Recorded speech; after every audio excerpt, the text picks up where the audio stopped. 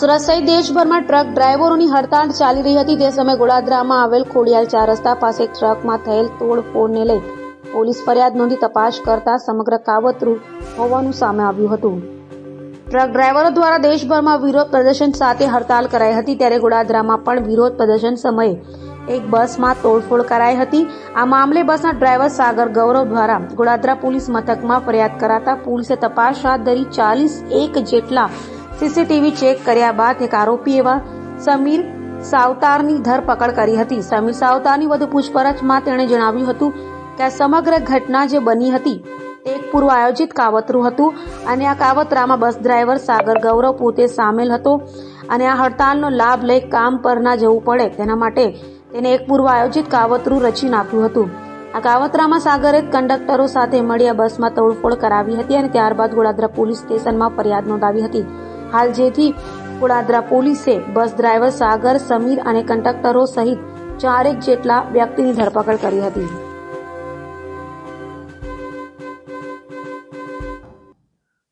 ગઈ તારીખ 3/1ના રોજ ગોળાદરાના પોલીસ સ્ટેશન વિસ્તારમાં ખોડિયાર 3 રસ્તા પાસે એક બનાવ બન્યો હતો. આ બનાવમાં હકીકત એ મુજબ હતી કે એક સિટી બસ ત્યાંથી જઈ રહી હતી, તો પાછળથી કોઈ અજાણ્યા ઈસમે આ સિટી બસમાં પથ્થર માર્યો હતો. આ મુજબની ફરિયાદ લઈ અને સિટી બસનો જે ડ્રાઈવર હતો એણે ગોળાદરા પોલીસ સ્ટેશનમાં ફરિયાદ નોંધાવી હતી. આ ફરિયાદ અનુસંધાને પોલીસે ડ્રાઈવરના કહેવા મુજબ અલગ અલગ વિસ્તારમાં જ્યાં જ્યાં બસ ફરી હતી એ વિસ્તારમાં પોલીસે સીસીટીવી ચેક કર્યા હતા અને અલગ અલગ ટીમો બનાવી હતી. લગભગ 40 જેટલા સીસીટીવી લોકેશન્સ પોલીસે ખૂબ જ મહેનત દ્વારા ચેક કર્યા અને એના પછી પોલીસને ખ્યાલ આવ્યો હતો એક ઈસમ જે મોઢે બાંધેલી હતી એ શરૂઆતમાં એણે.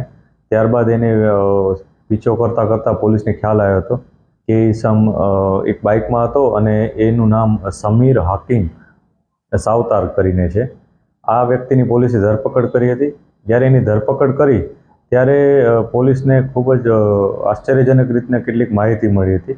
જે માહિતી મુજબ આ સમગ્ર એક કાવતરું હતું અને કાવતરું રચનાર જે વ્યક્તિ છે એમાં સિટી બસનો જે ડ્રાઈવર છે સાગર દગડુભાઉ ગુરવ આ નામનો વ્યક્તિ જે ડ્રાઈવર પણ હતો આ સિટી બસનો, એ અને અન્ય 2 ઈસમો દિનેશ પાટીલ અને સમર્થ સોનવણે આ 4 જણાએ એક કાવતરું રચ્યું હતું. કુલ 4 આરોપીઓ છે.